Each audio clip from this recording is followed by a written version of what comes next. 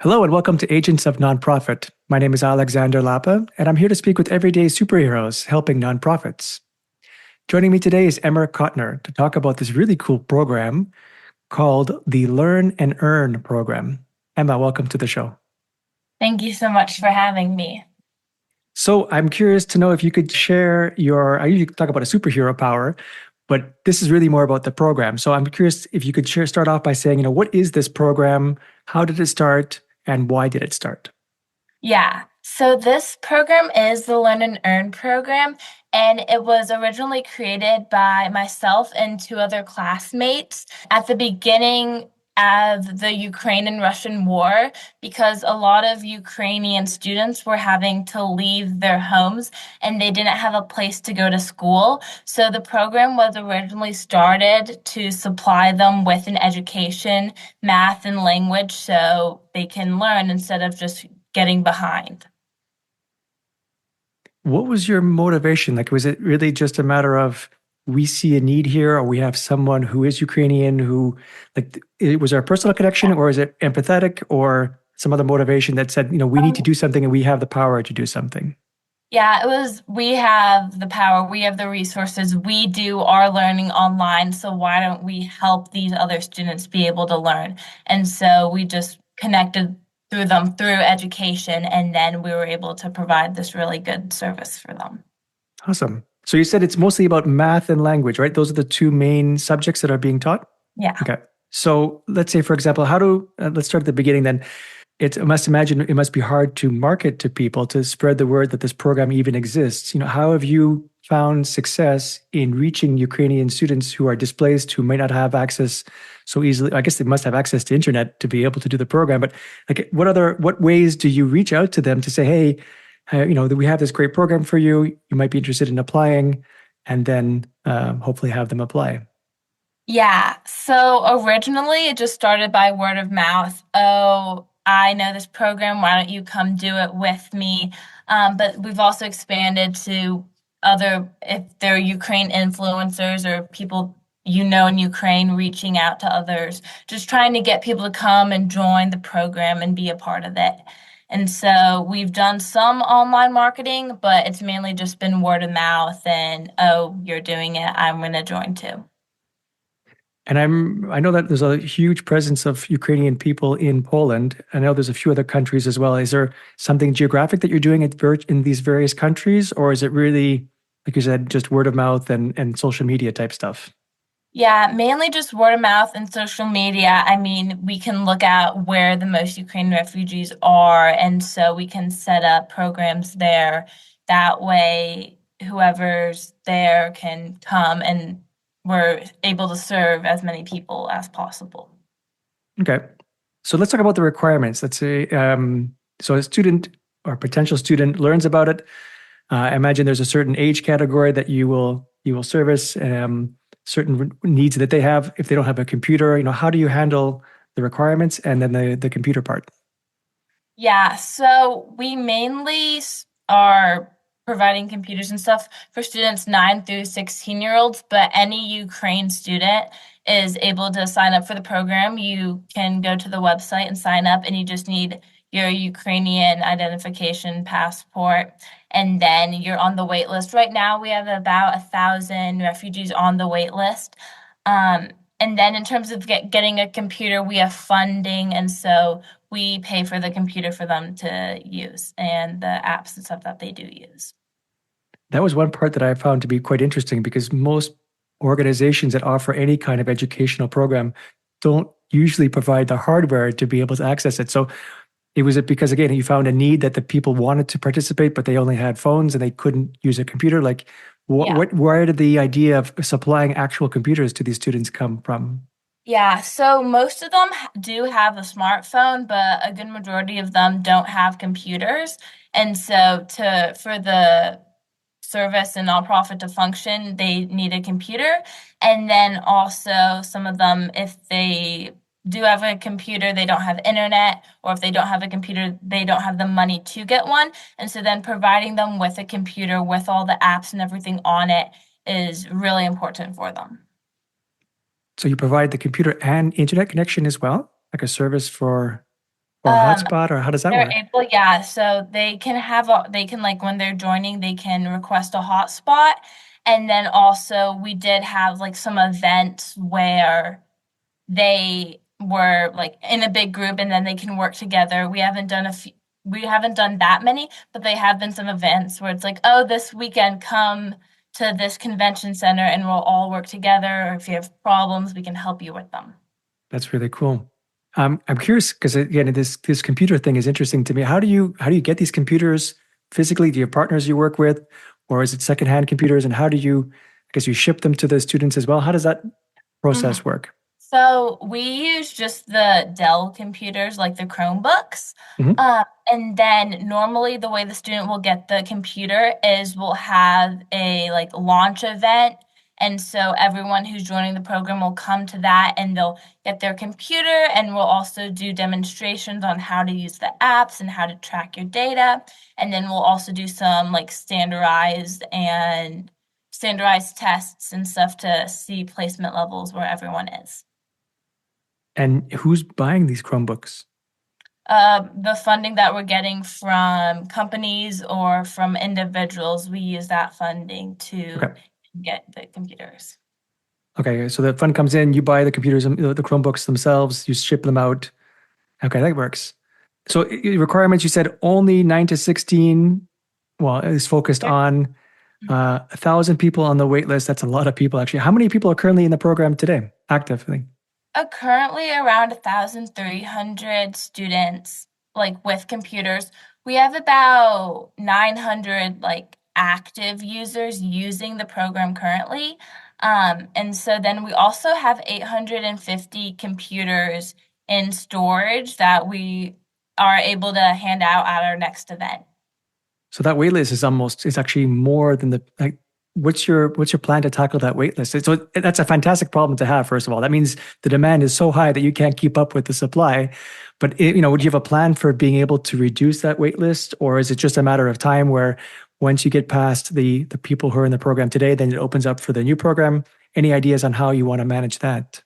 Yeah, so really we can have as many spots as open. Right now, we're fixing some app and tracking data, but after that's fixed, then we can have another launch event and hand out the computers and add more Ukraine refugees to the program. Okay.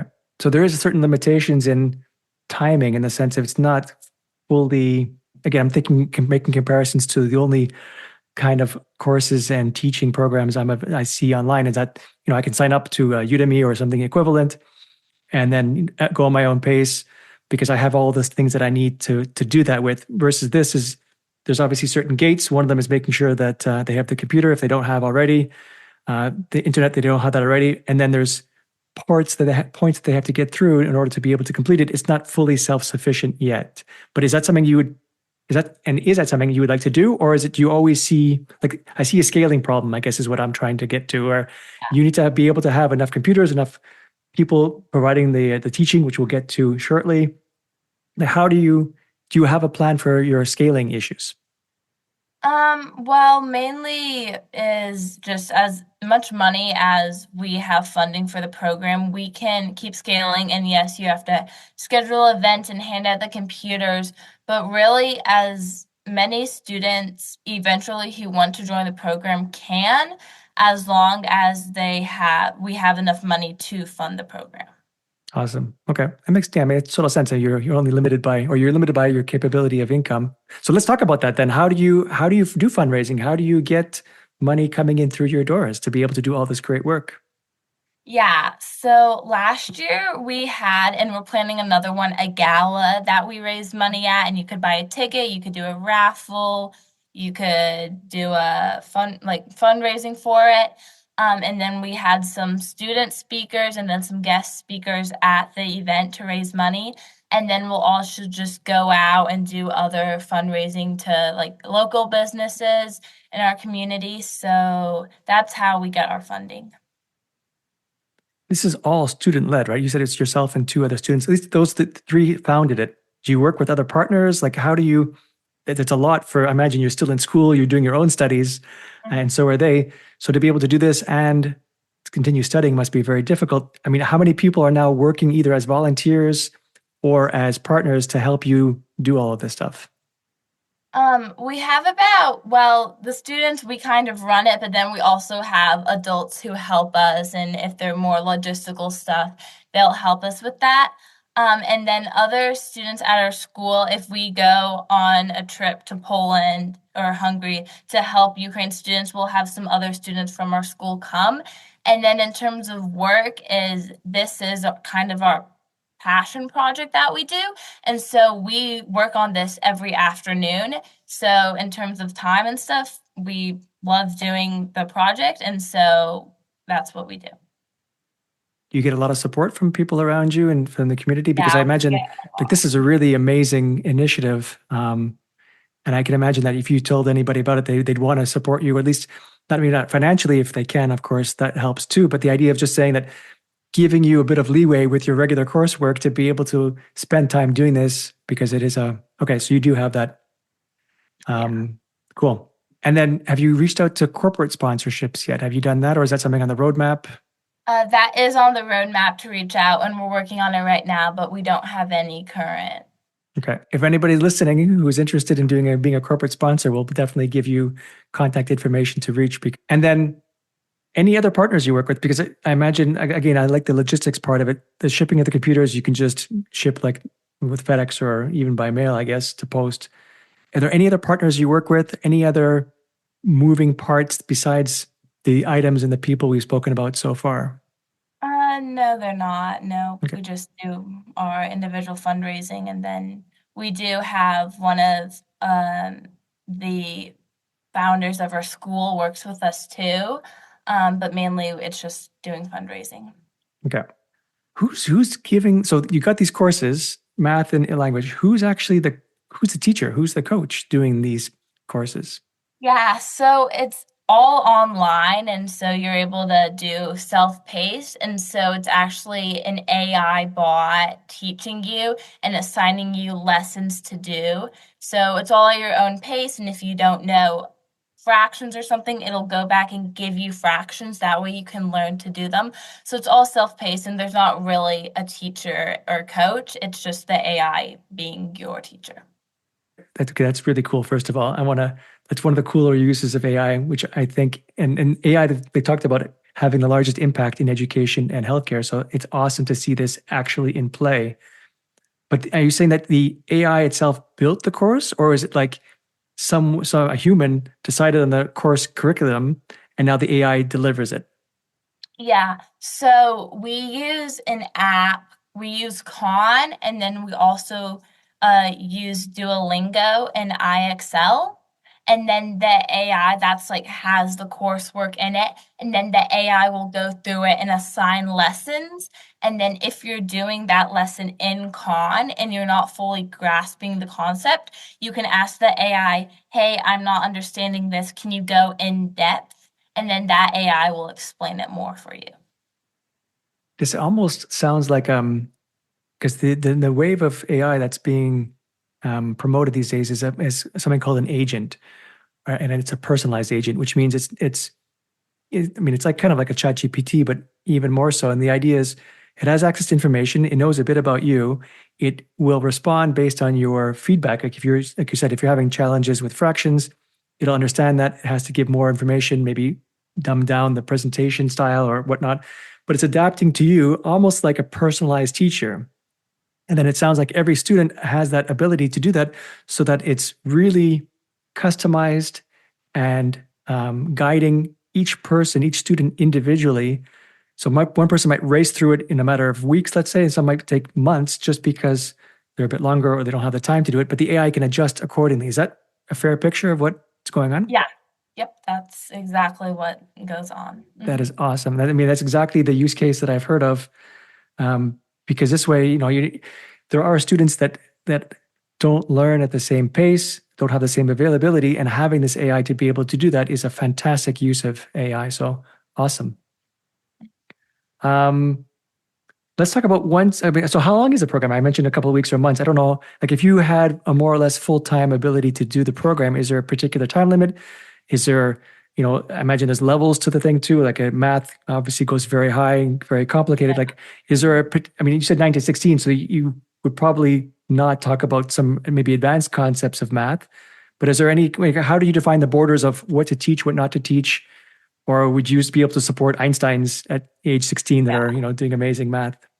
So if there was a student who finished all the math, yes, they can keep going until they learn everything. But right now, currently, is they'll learn all the material, and then after that, they would go back to their old school or a new school and then keep learning all the topics and subjects. And so they can keep going for as long as they want. Normally, I mean, even if you're working 2 hours every day, it'll still take a year or so because there's so much content to learn and consume. Um, but normally it could be finished and then they would move on to new topics. It sounds like then you're not trying to replace a formal education system. You're trying to give them something that is not available to them any other way. And then it's more like what's the proper analogy here? Just making sure that they are not falling behind, that they're able to at some point rejoin, like hopefully one day this war will be over and they'll be able to return home. But the idea, or be placed in a school where they are, displaced. But the idea is that it sounds like it's more like I was going to say crutch, but it's not really the right word I was thinking of. It's more like a supplementary type of education, but there doesn't seem to be too much formality around it. At least we spoke about this earlier, that there's no certification when you're finished. It's a matter of just making sure you don't fall behind and you can reintegrate quickly to go back to a more formal education, right? Yeah, that's the goal because while they're not in school, they're still increasing in their age, obviously. And so then when they go back to school, if they left in fourth grade, they now could be in seventh grade. And so that's Mm, a whole 3 years of knowledge that they lost, haven't learned. right? And so then this is teaching them that knowledge. That way they're not behind. Math is obviously very much more technical, and it's right and wrong answers. I can understand, it's easy to visualize an AI correcting that and guiding them. Language is, I mean, I know AI is getting better at it, but I'm curious to know a little more about how the language part works. Is it really grammar and sentence structure, or is it vocabulary, or it's all the above? Like, how does the language part work with AI? It's mainly grammar and vocabulary and like writing sentences, but then also they do that language and then they also do English or like a secondary language to Ukrainian or Russian or whatever they do speak. I imagine because it's today at least focused on Ukrainians, it is mostly English, French, sorry, English, Ukrainian, and Russian, right? Do you support any other languages, or that's it for now? In their computer and stuff, they can switch the language from Ukrainian to English and other. It does support most languages, but if they do want to learn a different language, they definitely can, and you Okay. can change the course and everything to other languages. You're saying that they could learn technically Spanish as a second language or French as a second language. That support already exists for that. Yes. Awesome. Wow. So it's really, like you said, it really is a type of Duolingo at this point. Yeah. Okay. I was wondering if you could share some kind of metrics, success metrics. I know you have people still in the program. Are there many that have completed the program, or have you seen, is there kind of feedback mechanism to know you guys are on the right track? Obviously, the wait list is a fantastic indicator that the program is in demand, that people do want to have it. But do you have any other kind of feedback mechanisms or complaint process or testimonials that allow you to really keep your spirits high and keep the motivation high? Yeah. So about 4 times a year, we'll send out like well, we do standardized tests, but then we also do adaptive tests. And so we'll send those out and the students will take them and then we can see how much the students' scores are increasing from when they first came into the program. And you can definitely see about like a 20% increase in their scores from when they first joined to when they test. And so that I think that's a really good metric for us in seeing like how many daily active users there are. And so we're able to see our success by that. And I imagine you share this as much as possible with potential funders, right? People, I mean, Yeah. you've proven success at 20% is actually a significant increase. So that's fantastic. But just to also clarify, there aren't anybody who have technically finished the program just yet, right? I guess it's still Correct. too new. Yeah. Mhm. Okay, that makes sense. What's the future with this then? Because hopefully, like I said, the war will end one day and the Ukrainians will be able to go back to school, whether in that Yeah. country that they're currently in or back home. What would happen to this whole program then? So after the program can be used for any refugee or really any student. And so hopefully if there are other wars that there are refugees who need to be able to get an education, the program can be used for them. Or if you're moving a lot and you need other education, then you can also join the program. And so the end goal is that any student who needs to get an education can use this program. That is a amazing future state in the sense of whenever there are refugees, this could be used as a helping mechanism. Would you ever see something beyond refugees as a general? There is whispers that at some point in time, formal education will disappear.